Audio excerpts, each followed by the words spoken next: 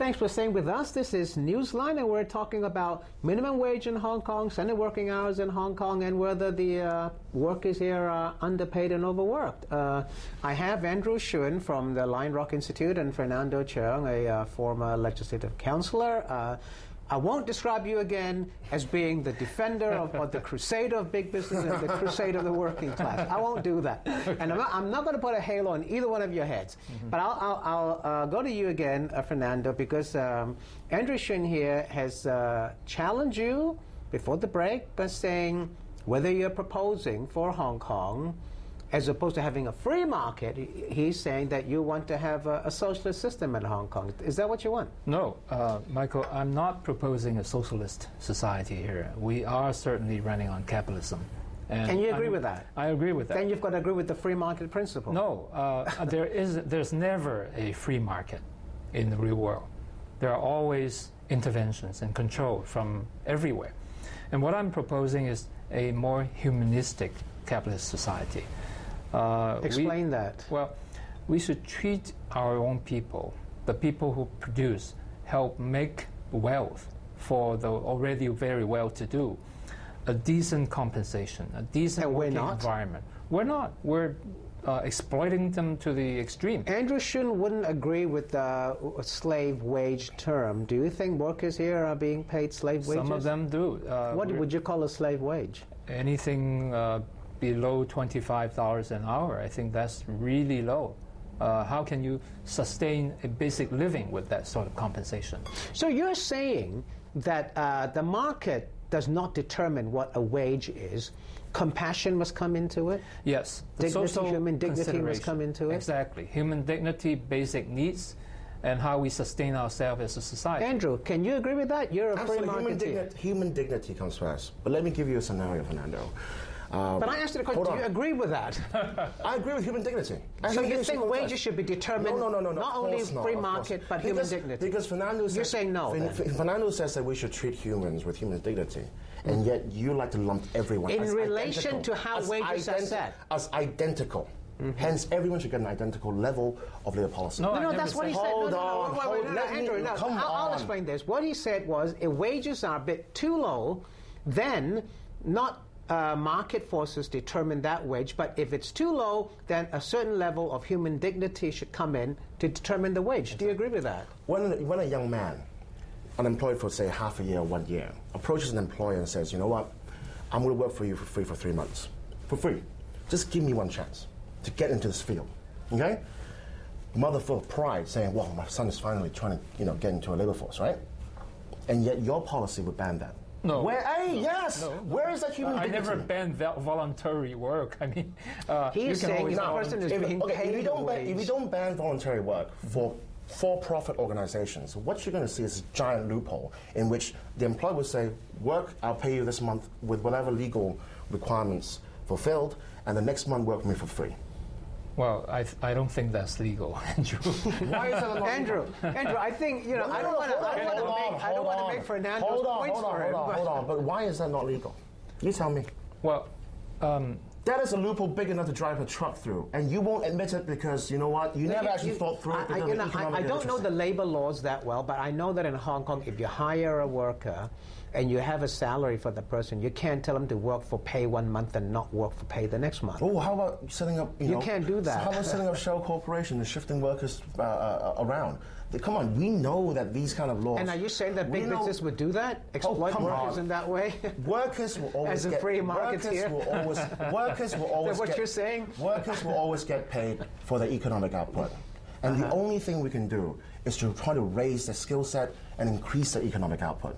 Any other policy is going to harm those workers. The question is, when that market mechanism applies to reality, there's a point at which it conflicts with human dignity, with decency. Yes. And when that happens, of course, social intervention comes in. According to the minimum, do you support the minimum wage law we have right now? There's going to be in effect in a few months' time. I support minimum wage. That particular law banned the scenario in which I said a young man who's trying to break into a field asking for no pay.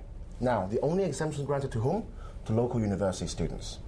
Even if you are Form 5 students who needing more work experience, are now banned by the very policy that you support. Are you sure? And you call that human dignity? Hang on, are you How sure? dare you, really? No, Honestly. hang on. Are you sure? Because if I can remember correctly, if a person goes to an employer and says, look, you don't have to pay me. I'll come in as an intern or something, and I'll work for you for free for 1 or 2 months. I don't think that's illegal under the minimum wage law. Mr. Is it, Fernando? It is illegal. I'm not sure, but is it? I don't think it's illegal. Because if you hire the guy on a permanent basis with no pay, that would be illegal. Oh, absolutely. But not for a couple of months. Oh, no. Trust me on this one. We will see test cases like that coming out. Well, but we're not even arguing internship or that sort of voluntary incentives. Oh, no, we are. Because when you actually put human dignity into reality instead of your theories, we are talking about young folks, new migrants, we're not talking women about who has left the labor force to have to. So you're saying when they come back to be able to enter the labor force, you're saying just give them a chance. You're saying that because some mainland workers or migrant workers come in, we've got to give them a chance, and therefore the entire workforce should have no protection. Exactly. Oh, isn't that great? Isn't it great? Is that what you're saying? On minimum wage, seriously, the majority of the people is not going to get affected. Let's face it, not many people make 33 or whatever. Right. On maximum working hours, if you talk about work-life balance, seriously, if you go to any firm at night and there are people still working there, they're usually the most junior staff. In media, a reporter have to wake up at 7 o'clock and maybe follow someone and do their work. But and won't leave until the newspaper leaves. Most advanced societies have a minimum wage, and it's standard. We want to talk about standard working hours. They have standard working hours as well. I'll give you another scenario. we don't talk about real life scenarios. It's not the real life scenarios. Most societies have these two things. Okay. That's real life. Under standardized working, are we going to ban second jobs? No one is going to ban second jobs. I think you're trying to legislate work-life balance, mislead the audience to understand that. Are you saying I'm a liar? No, come on, Andrew. I don't think he was saying that. No. We would be limiting the number of hours people are allowed to work. That never happened. Okay, understand. It's not. It's all about overtime pay. Exactly. The spirit of maximum working hours is someone used to work 10, 12 hours a day, getting whatever amount of money per hour. Right. Now you put in 8-hour standardized hours. Okay? So the employer goes, well, you're not actually worth the overtime pay. You go home now. But he needs to pay. So he gets a second job. He actually has to leave his first job, which is he's most productive at, and go get a second job. And to make ends meet, he actually his second job hours together with his first job. The first job pays him, Andrew. The first job pays him enough. He wouldn't have to do a second job. Exactly. Oh, please! If you legislate a wage level above his economic output, you render him unemployed. That is economic reality. Okay, I want to ask you both the question. Let's just move away. Let's move. Just in the papers very recently, we had a story about Cafe de Coral, which is a fast food chain. You both know that. The chairman of the company made a controversial remark not too long ago, saying that if minimum wage goes up to $33, he's going to issue a profit warning, even though his company made $500 million last year. But now, apparently, some workers in Cafe de Coral had their pay increased from $2.30 to $3.30 an hour. So they're now making between $22 and $25 an hour, right? It went up by a couple of dollars. Okay. But having given them a couple of dollars extra an hour, they've taken away their 45-minute lunch hour, 45-minute lunchtime break. Right. So then they say, all right, you work for me for long, I'm going to give you a few more dollars, but you can't have lunch. Yeah. Is that fair? No, that's basically increasing their work hours. That's correct. And I think as a result, some of them actually have their salaries reduced. And I if you do the calculation, if you do the math, maybe that's it's gone down, right? So I don't think that's fair. I mean, in the name of raising people's salary, you actually take away make them work an extra 45 minutes. This is the first moment in the entire show that Fernando finally got reality, thanks to your law. But you tell me, that's factual. It happens already. But Andrew, do you think that's fair? Well, fair is not fair. It's all down to economic output. All I can say is that the Lion Rock Institute... Do you place economic output above human dignity? Because if you legislate a law, what you're going to do is all these innocent workers either lose their jobs, have their hours cut, all kinds of unintended consequences. You're saying that big business is heartless. It'll do that. Oh, come on, and especially when you say controversial remark. You say a big business will manipulate. If there's a minimum wage, they'll fire people. That's cold and heartless. No. They're going to find a way to make sure. But finding a way means they're cold and heartless. They're manipulating the workforce. If I was a pensioner, right? that had stock in Café de Coral, what choice do I have? Right, you're talking about profits again. A pensioner, come on. Old people. Yes. Please don't be so heartless. What was that? Say that again. If I was a pensioner that had savings in Café de Coral stock, yes, he issued a profit warning because he's a responsible big manager. hypothetical.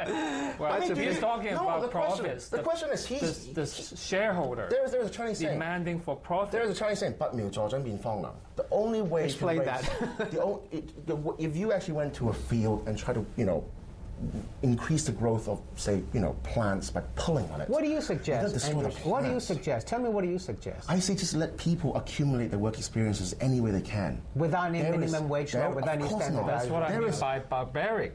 You're talking about imagine I was one of those workers to have lost my job because of the minimum wage, because my work experience is not enough. Look me into the eye, and what would you say to me? Well, I will tell you that minimum wage protects a lot of low-income laborers.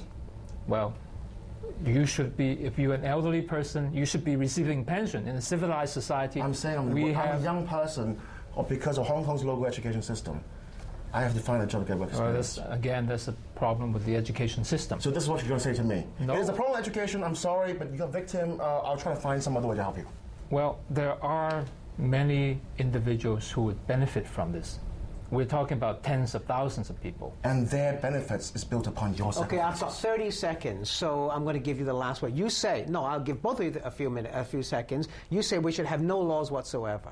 Just let the market dictate. Just give people a chance to get their first jobs. Come on. Can that happen, yes or no? Market conflicts with human dignity at some point. We have to intervene. All right, okay, thanks for both of you. I'll see you next week. Good evening.